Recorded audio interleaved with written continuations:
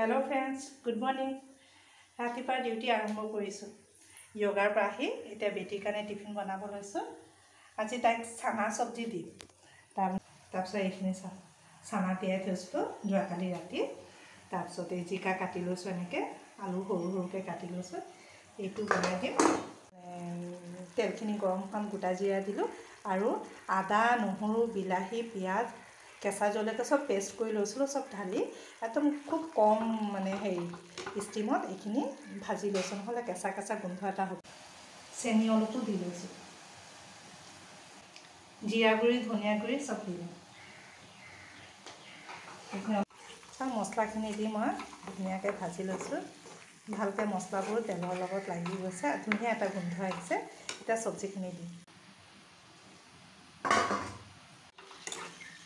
এইখিনি এতিয়া মই ঢাকি থৈ দিম সব ফ্ৰেণ্ড জিকাৰ পানীৰে পুৰা আলু চালু সব বইল হ'ব মানে বেছি নাই একটু সামান্য এয়া মোৰ চানা সবজি হৈ গ'ল